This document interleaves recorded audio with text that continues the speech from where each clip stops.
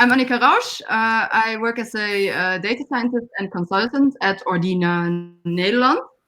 Ordina is an IT service provider in the Benelux, and they do all kinds of IT-related services for clients. So you get hired by Ordina's clients to get jobs done.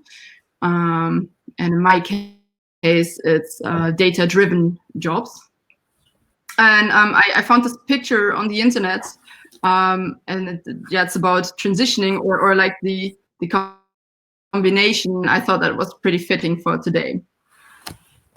So a bit of background. I did a psychology bachelor in psychology at the Twente University, and next to that, a minor in international business. Later, I did a 2-year research master in cognitive neuroscience at the Radboud University, and then I continued as a PhD student in the European Autism Interventions Project, which is a study for developing new biomarkers for autism, which would eventually lead to new medications. So as you can see here in the picture, during my PhD, but I also acquired a lot of other data like EEG data and behavioral data in people with and without autism and all kinds of comorbid disorders. But my research and my dissertation was really focused on these images here, the functional images, which investigated the connectivity patterns between brain areas in people with autism and compared those to people without autism. That was what my dissertation was also about. And after my contract ended at the Radboud University Medical Center, I tried a couple of months as a blogger, the brain hacks for success, with which I wasn't very successful because it didn't generate income, and I couldn't. I had a really difficult time to develop a business model for it. So I was blogging about tricks that help people to increase their productivity, creativity, to feel better during their work life or also their normal life. So I did that for some time, but then at some point I needed to really earn some money. And I was also trying to develop my own product, for instance, an app that would acquire data and tell people like if they were doing okay. But during the process, I figured out that I have no idea how to develop such a product. It was really, really difficult to develop it because I had no real focus on what I should be developing actually.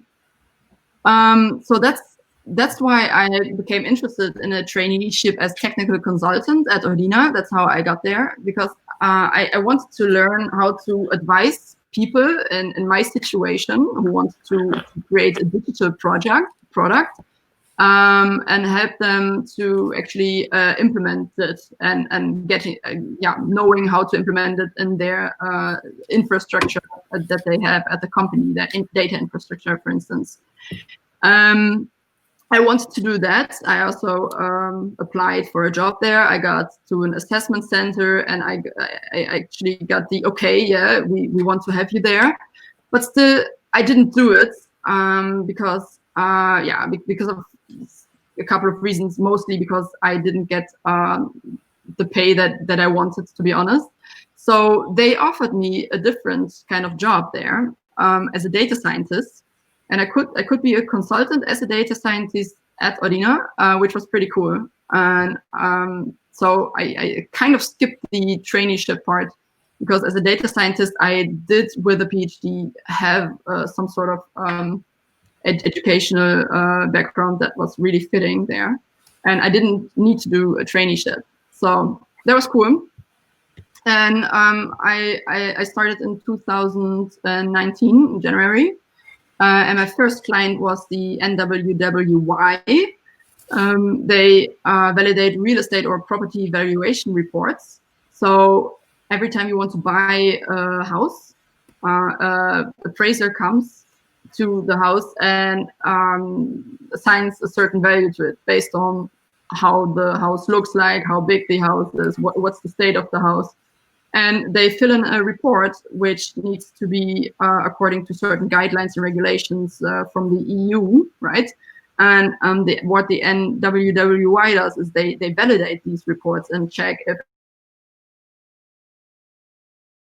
everything is okay. But they do that manually, usually.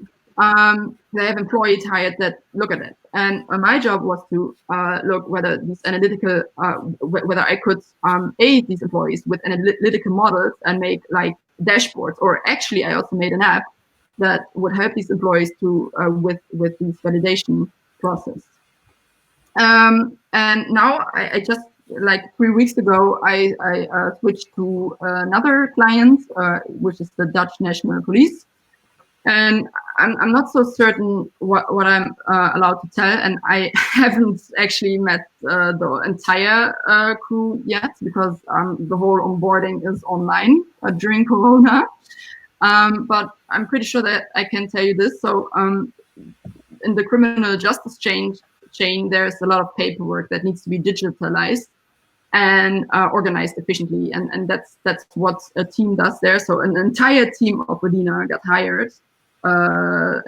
Which has a front-end developer, back-end developers, business consultants, so a couple of data scientists, and all of them in this team got placed at the police and tried to make this process more efficiently. So all kinds of different developers are working together here.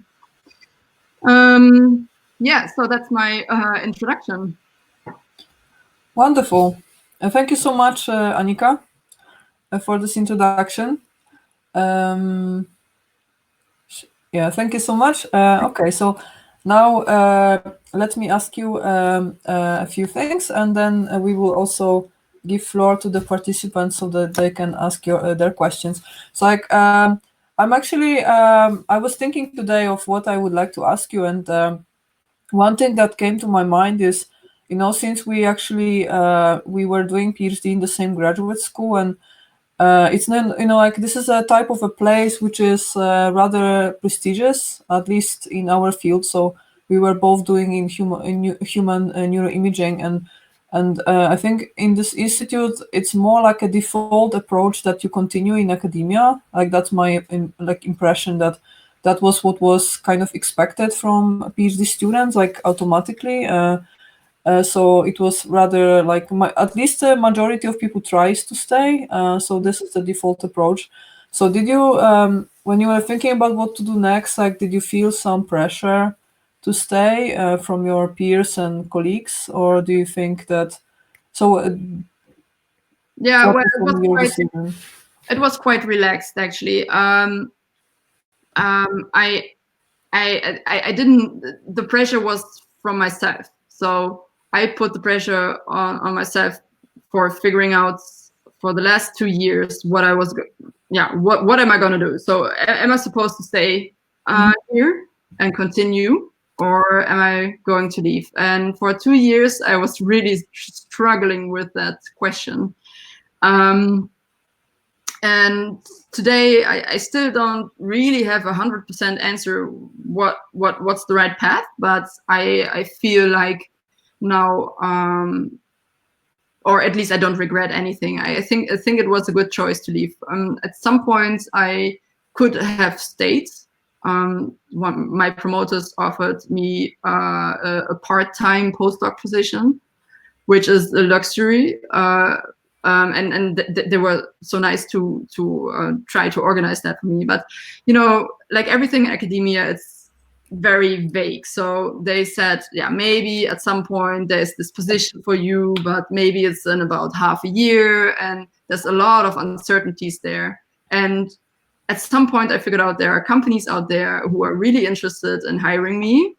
So, you know, that's a no-brainer. So maybe I should just pick that that, and I also really wanted to explore it. Yeah. Okay, so was Ordina? So I'm curious how the process of getting a job at Ordina looked like. So how did your interview go? Like, were you surprised by anything during your interview? And is there some anecdote you can share? You know, like how did it happen? Well, okay, yeah. So if I remember correctly, I saw Odina and the technical consultant vacancy.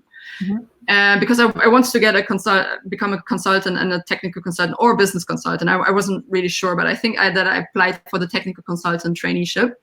And that was because I was developing this product. Like I just told you, I was really curious, how does this work? And so I came along Odina, but it was a couple of days, like one day before I wanted to leave for a 3-week travel to Indonesia.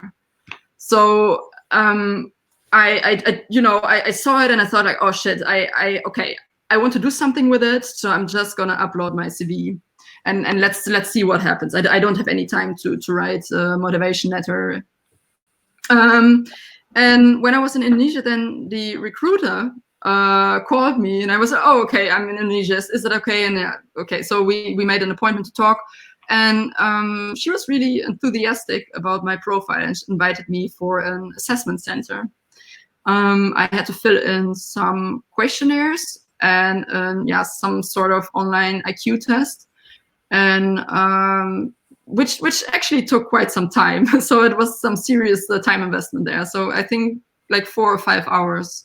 Oh my God! Yeah. I thought that IQ tests by definition are always time limited.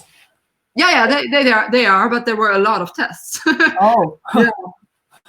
Oh my God. Kinds of things. And there was really curious about my opinions, about what I was looking in an employer and personality and these kind of things. Yeah. So actually, maybe one detail, like for people who look for jobs here. So actually, this is very common model, like as a pre-selection step that a lot of consultancy companies actually do these days. So they have these like 2 modules to the test, and this is what they do before they even like enroll you for interviews. So they like, this is very, very common model. So one part of this module, one module is basically IQ test, and second module is the motivation and self, so more about motivation for work and whether or not you fit the company profile. And it's very tricky sometimes, actually, and it's like usually it doesn't really pay off to say the truth. Actually, if I'm not saying anything. But I know stories like stories from people who actually apply for those positions, and they openly say in this motivation test that because they are asked, are you like, how determined are you, like not very determined, it's like medium determined. What can I say about it, and then like, oh yeah, so motivation level like average to low, like sorted out, filtered out, like no. So it's sometimes it's just really so they're like, yeah, so I'm kind of incentivized to lie here, like I have to say that I'm determined and I will work myself to death, and I'm it's. But maybe that's the real intelligence test there. Yeah, that's true. Like you should just read the intentions of the recruiter and just tell them what they want to hear. Indeed. So actually telling the truth, it's not a good idea here. But sorry, I interrupted you. So okay, so you went through this step, and then you were invited, right? So how did it go? So I was invited to an assessment center. Mm-hmm. That assessment center was a couple of hours. So I had an interview with a recruiter, and I was actually really honest in that interview. I told her about my attempt to create my own product and my own application, and how that explained my motivation like really well. and we were talking about how I failed my assessment. No, but like we were evaluating the assessments, and there were a couple of goods and a couple of weaker points. Of course, not everyone is talented in all kinds of things. And then I had to do an assignment, a group assignment, and the recruiter was watching us all the time, and how we were collaborating. Yeah, so that was actually really interesting to do. And I was invited to to get the job. They would make me an offer afterwards. Oh, Adriana is asking, did they do the DISC test? That's a personality test, right? Well, the DISC test assesses what type of, usually in team environments, what type of team player are you? Are you more the direct, dominant, daadkrachtig person, or more, the creative one, like all kinds of person? Yeah, indeed, it's some sort of personality test, but then applied to, I think, usually in the business context. Yes, no, I don't think that they did the DISC back then, no. But I see what you mean. Yeah, I was going through similar hiring day, I think, at IBM once, and like they put us in a room full of, and there was basically 5 of us in a group, and there was 10 people, literally 10 people, just sitting around in every corner and just evaluating us, and it was really weird. There were more evaluators than people tested, so it was creepy. Okay, so as I can imagine, you went through this assessment very well, and you got and then you got a salary proposal. Did you also negotiate your salary, or that was not possible? Well, so I applied for a traineeship. The traineeships, they are like really fixed in their place. And I asked in advance what the salary would be, and they told me as a PhD student I would get a bit more as an entry level. But then afterwards it was like, sorry, we can't do that after all. But then, so that was kind of a bummer, I have to say. But then they offered me the data science position instead of the traineeship, because they also saw that as I had a lot of relevant experience as a data scientist. So that's why they thought that I could maybe just get the job as a data scientist without the traineeship. Okay. Okay. So and now you're no longer on your traineeship period, right? You're already. I never had a traineeship period. Oh, okay. So you got the traineeship without the traineeship. No, so I didn't get. So I applied for a traineeship, but I got just a normal job. Okay. Yeah. Okay. But okay. Fine. So. But like I know that in IT industry in the Netherlands, like the traineeship positions, like the salaries are substantially lower than regular salary. So your salary now has nothing to do with traineeship salary; it's just a regular salary. Yeah. Okay. So maybe that's the most significant difference there, actually. Yeah. Okay. Between and a normal, junior position or media position. But how did you start? So did they first train you? Because like that's also what many consultancy companies do. So when they hire a new like batch of employees, then they organize some training periods to make sure that the methods that you're using are actually aligned with the whole team. So did you have some courses initially, or they just gave you your first project and trusted that it will be done the way they expect? Well, you would expect indeed such trainee period in advance. But no, I didn't get that. I had to learn all the stuff on the job. And that is something consultants have to do regularly. They need to have certain or need to fulfill certain requirements, but they usually never take off all the boxes, and then you have to learn on the job what you can. So for me, that was for instance, SQL. I did a couple of courses in SQL, the relative database language, and I already had some knowledge about it, but no real acquired knowledge, and I really need to do that on the job there. Yeah. But now for the police, I had a screening period before I could start, and there I had to learn Scala, and for that I got the time to learn Scala because I needed to go through a screening period anyway. With and that means that you have to wait before you can start at the police until they have checked your background. Yeah. Okay, so maybe let's now talk a little bit about how your daily life looks like as a consultant. So when you wake up on Monday morning, what do you do? On Monday morning, why so specific? Well, because now I'm on the other side of the rabbit hole. Like I don't have weekends, but you are this like now you're this this person. You're this employee that has comfort of having weekends and then has to go to work at Monday morning. That's my assumption. Yeah. Okay. So the Monday morning is the start of your working week. Yeah. So actually it is.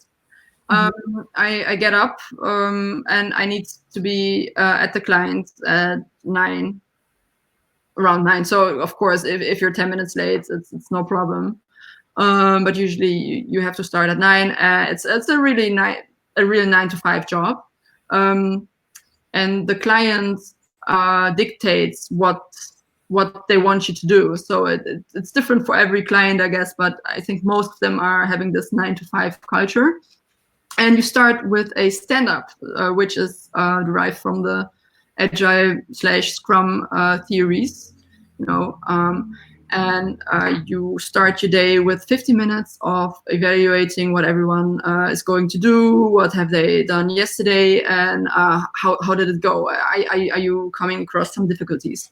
And you do that every day, which I think is really valuable for the whole team to just really check if everyone is on track, And that's that's a very different way of working than, because like we used to work in the same group, so I know very well like that this is absolutely very different from our PhD work, where actually everyone had their own project and to each other for 1 month.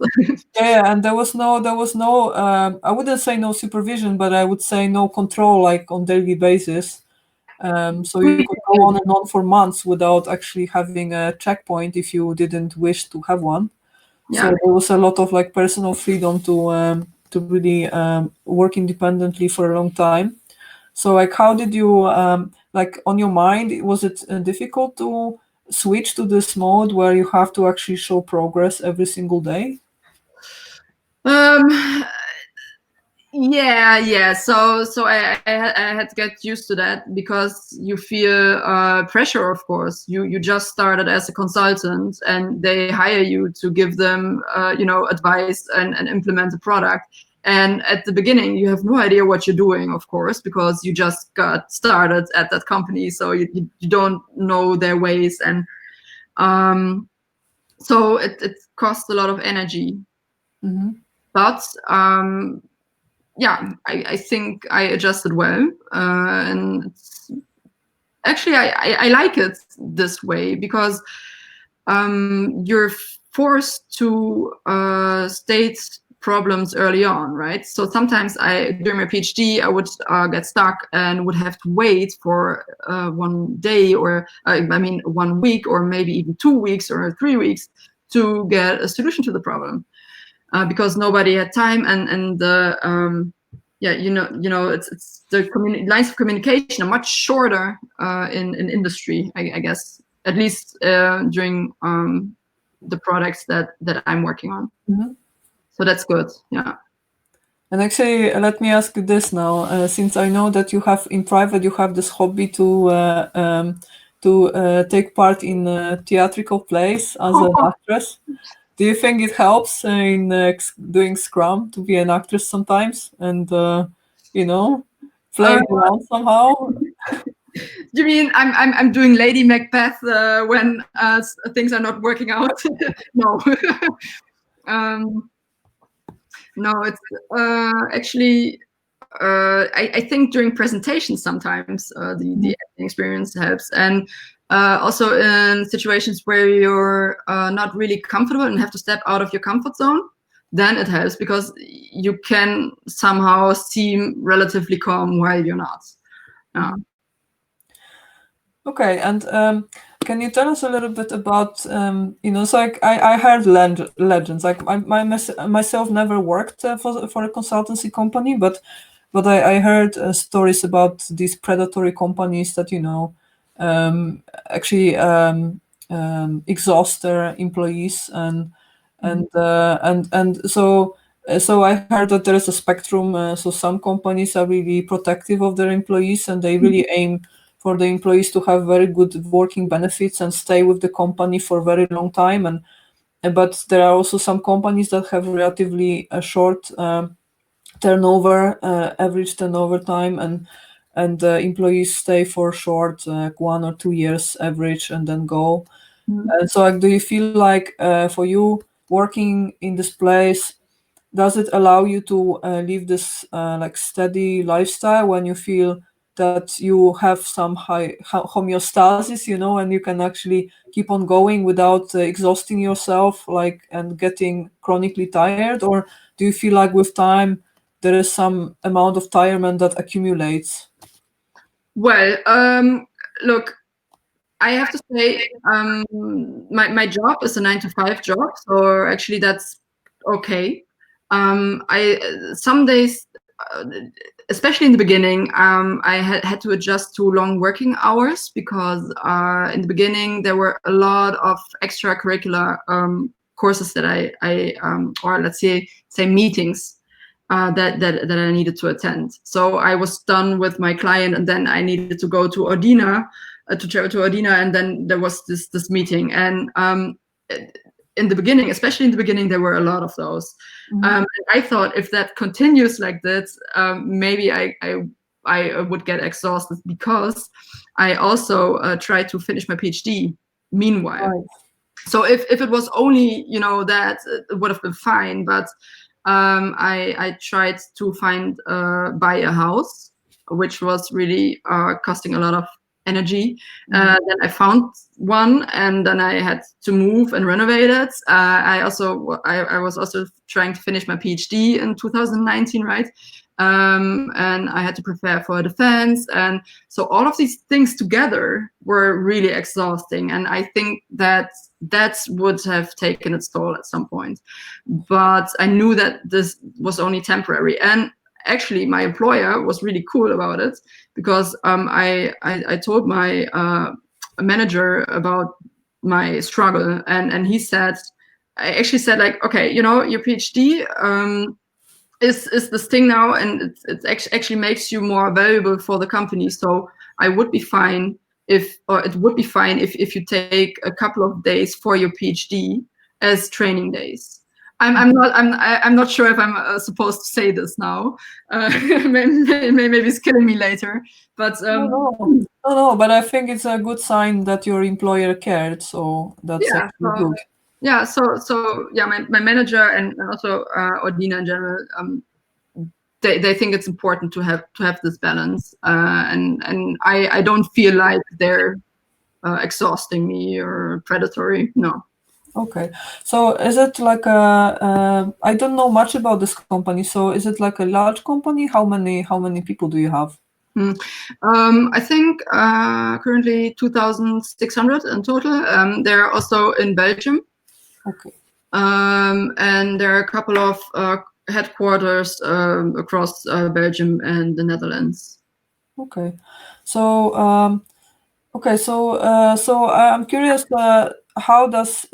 Do you consider working as a consultant as a form of a career, so that you want to build up and get promoted to be senior data scientist. And how do you see this? So do you maybe you don't think about it too much for now, you just enjoy, or you actually have a plan of how you want to proceed?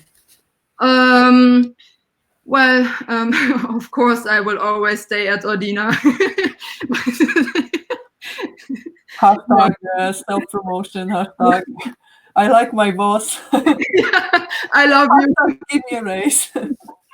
No, so I have no idea if he's ever gonna watch this, but no, I think at the moment it's really difficult to say where I'm going from here. For now, it's fine. I like it, and yeah, like you said, I have this goal of getting promoted at some point and becoming more of a senior member of the consulting team. Yeah, that is a goal of mine. Yeah, definitely. Yeah. And how did you I'm curious about how did you actually switch from this academic way of doing projects where you always have some entitlement to a project, like you always put your name on the project and you represent the project, to this way of working where like you don't own what you do, right? So the intellectual property that you produce is becoming the property of the company. And for many academics that go to industry, this is a problem. Like they cannot really handle that, they will no longer be the face of their project. So do you think that for you that was a problem to actually digest that from now on you are just a team member on some projects where you cannot see your face on the project anymore? Well, that's a good question, because we all want to believe that we are important, right? And that all our contributions should be valuable and appreciated in some way. But I guess the way that you get it now is a bit different. You get it from your team now, and you get it from your client. Your client gives a good review about you, and that's what's making you happy now. Or your manager is really happy, or a colleague is telling you that you did a great job. But it's not like there's your name on something. No, that's indeed not something that I can get my reward from. No, but I didn't have a problem with it, and I actually haven't thought about it that way.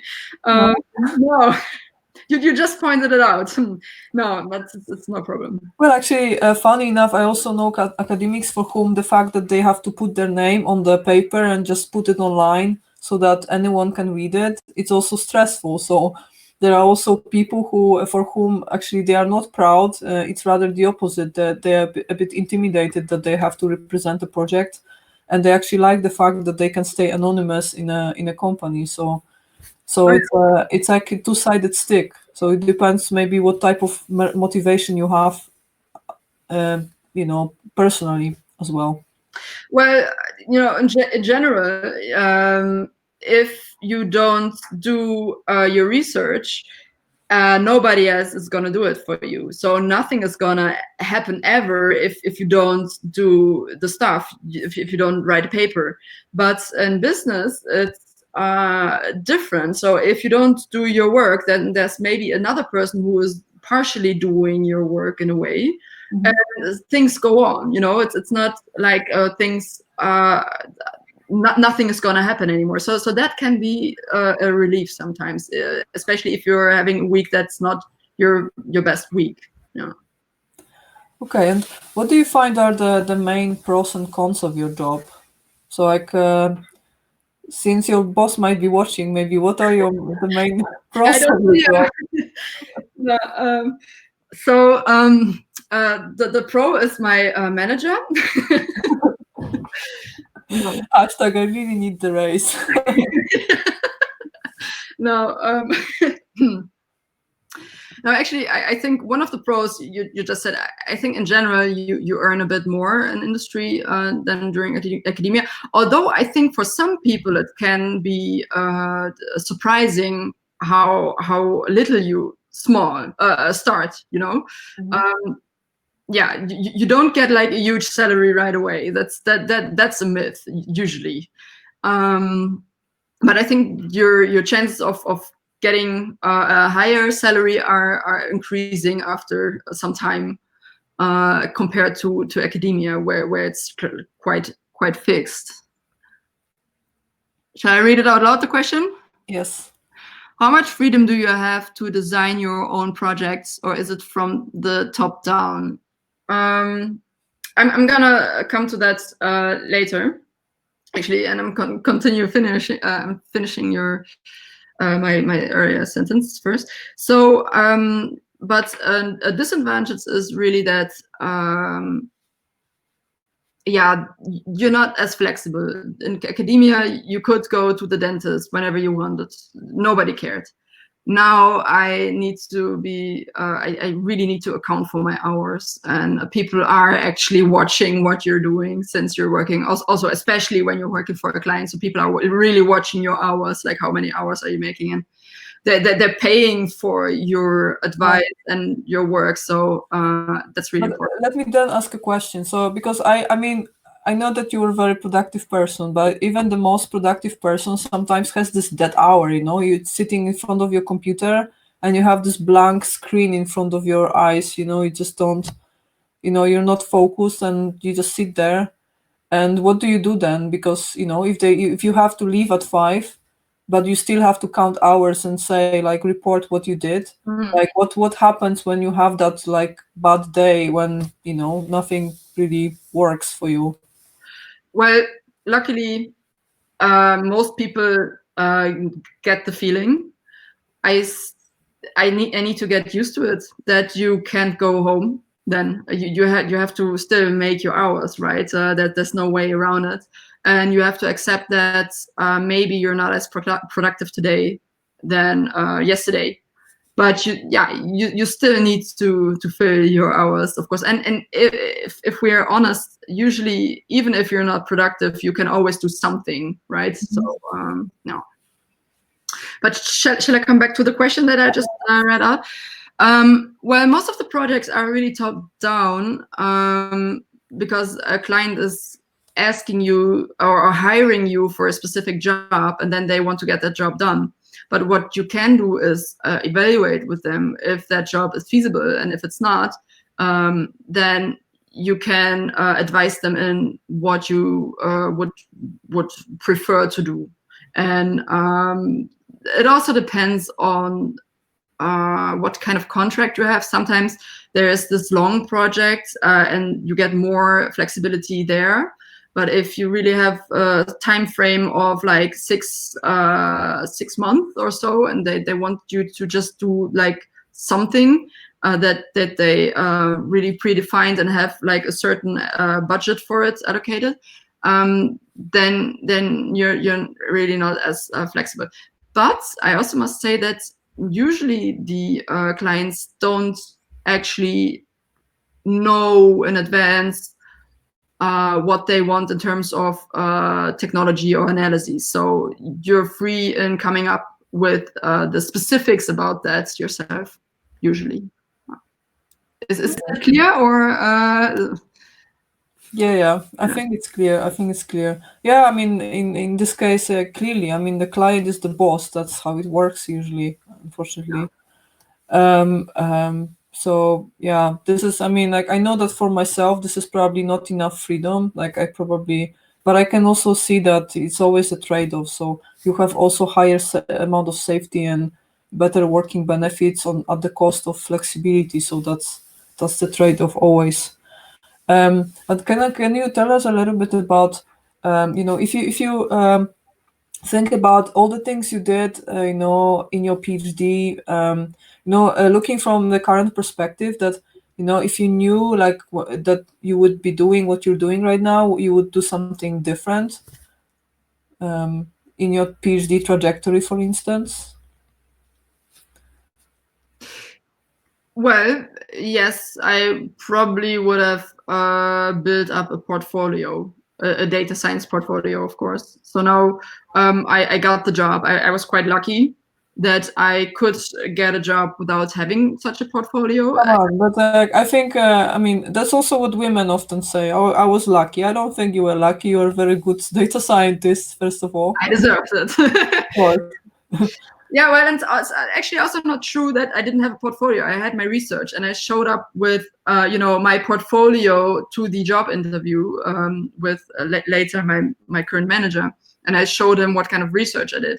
He didn't understand a thing, but he saw something there, and he thought like, yeah, okay, that's nice. So that was something that I could show him, but it was not the usual data science project, because a lot of data science scientists build up their project with public data or Kaggle cases, which is also a type of public data. Yeah. And I didn't. No. Okay, so and were there any role models or mentors that you feel influenced you in some way so far? During my PhD, I had a couple of supervisors, or actually all of them were inspiring in a way. So whenever I got stuck and had a problem, I could go to them and they would come up with really creative solutions.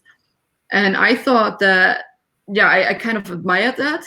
And especially one of my supervisors, who was supervising me during my master's, he really helped me also in a personal level to develop myself, and also try to build my confidence. And I think that was quite important for my development during the PhD. Yeah. And at the end of the PhD, how did you feel back then? I mean, because for some people this is really difficult. Like, it's a bit like a grief, with stages of grief, that you have those, all these stages when you deny it first, and then you kind of bargain and then negotiate with yourself, and then at the end you have this resignation period, and then you kind of digest that it's gonna happen. It's like really difficult. Or was it easy for you? Like, okay, I make a decision. I'm trying industry career. This period of time when I was in academia is done, and now there is a new life. So, how much time did it take you to make the decision? Yeah, well, so after 2 years into my PhD, I started thinking about it, and back then it was really a struggle. But by the time that my contract ended, I kind of made up my mind, and I thought like, okay, no, I'm going for this. I wasn't quite sure what it would be, but I knew that I would probably leave academia, and as soon as I found my job, it was settled, And what was your main reason? Why did you take this final decision? Well, it was also practical, right? I needed to earn money at some point, and there was no, postdoc position available just yet. And at some point, you just have to say like, okay, now I have to earn money, right? My money is is up, and I need to. So that's just purely practical. But I think also because I was busy with creating my own product, and then I came across Edina, which was a really good fit, which made it feel like, okay, it's a logical choice. Okay, guys, if you have questions for Annika, please ask in the chat, because so far we got only 2 questions. So please ask your questions. And my next question for you would be something that I often ask people. So it really interests me, like, what is your relationship with your job? Because in academia we have this very strong association, but like the legends say that in consultancy companies people are have more personal distance to their job. And my question for you is, so what is your private attitude? Well, I personally think that you spend so much time doing your job. I personally do a 40-hour work week at least. that I rather like it, you know, and I need to like my colleagues, and I need to feel comfortable, and I think part of me is my job. So I like what I do, and I like it because I am the way that I am, and I think it's you know, if you feel a good fit, then it kind of also your job grows on you, and you get this annoying thing that you know what they call like deformation, when you start working for instance as a psychiatrist. Thinking now it's a cliche, right? But if you start working as a psychiatrist, then you maybe start to analyze people, and if you start working as a consultant, you see yourself, you know, advising all kinds of people about stuff, and you're also doing your job while you're not on it. Right. Oh, Anna has a question. You were saying that a data science portfolio might have been helpful. How would such a portfolio look like? And can you name a few examples from your PhD that you would have put into your portfolio? Well, I did put my research outputs in it. A couple of graphs that I was proud of, a couple of code snippets, because I wanted to show them that I can, you know, do statistical programming, which is quite important as a data scientist. I would have probably learned some SQL, because databases are really important as a data scientist, and know how to query or extract data out of a database. So that I would have included probably some code snippets. So that's what I did. I just included some code snippets that they could have a look at, and see the level of programming that you're at, and also like your visualization, data visualization skills. I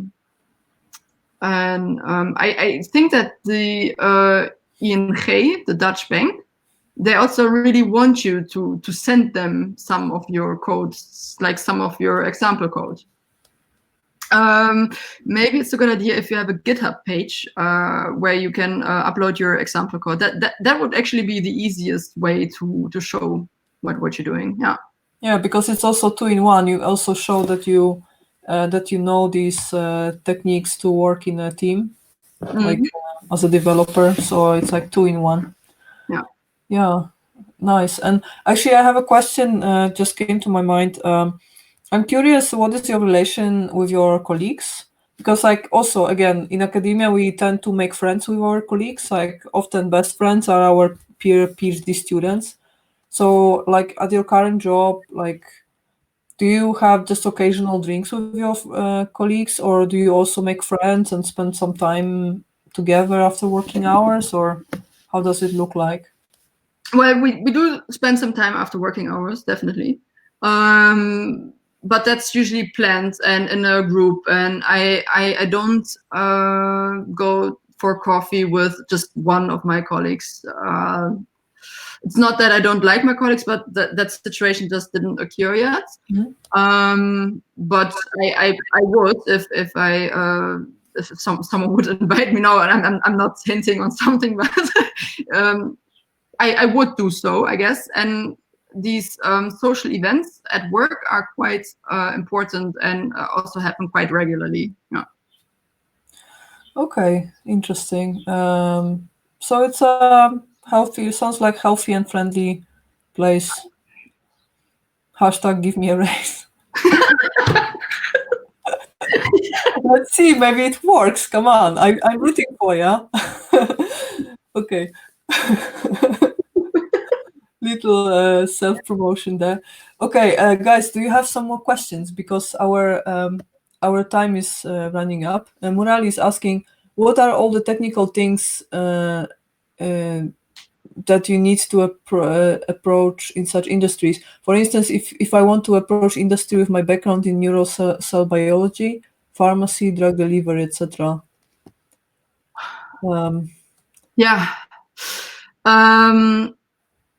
So, you know, it really depends on the specific job, what you need. And I think the most important thing, the most important skill that you need is confidence that you can learn it on the job. And also some sort of, you need to be able to convince people that you are perfect for the job, even though you don't quite believe yourself that you might be the best person to do it. And this is because usually PhD students are really good at learning stuff quite quickly, and usually you can do and learn a lot of things on the job. So that's my general question. Believe in yourself and just believe that you can learn these things, and try to convince people and learn to how to convince people that you can do it. So that's the most important thing. But if you want to become a data scientist, or what's the question? Such industries. What do you mean by as a data scientist? Yes. So Python is really hot right now. Most clients are asking for Python. Like I said, database languages are really important. Sometimes they're asking for Java or Scala. R. I started with R, actually. Those are the most important, and they often ask for Power BI as well, since sometimes you need to make dashboards for clients.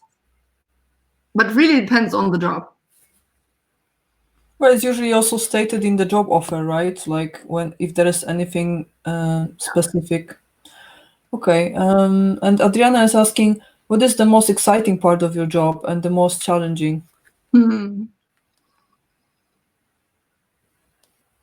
Well, I think we already came to the conclusion that the most challenging is how to ask for a raise.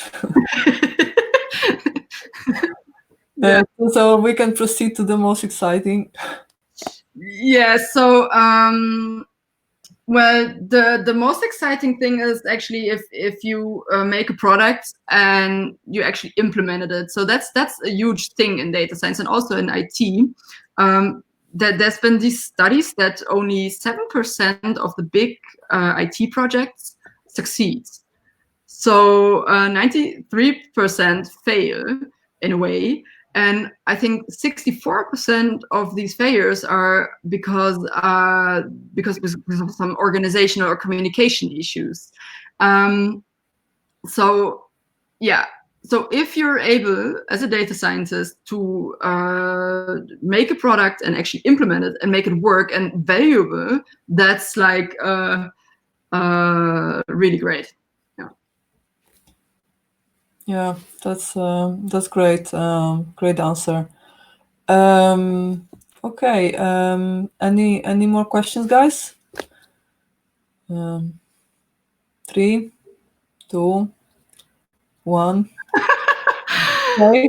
No pressure. Time's up. No pressure. Time's up, guys. Okay. Okay. So I would like to cordially thank Annika for her input. Thank you so much. I think I think we all have a much better picture now how working as a consultant looks like. So thank you so much for this, and let's keep fingers crossed for Annika's race now, guys. Thanks for your presentation. Yes, yeah, very thank interesting. you for your attention. Yeah, thanks, Annika. That was a lot of useful information. Okay, thank you, guys.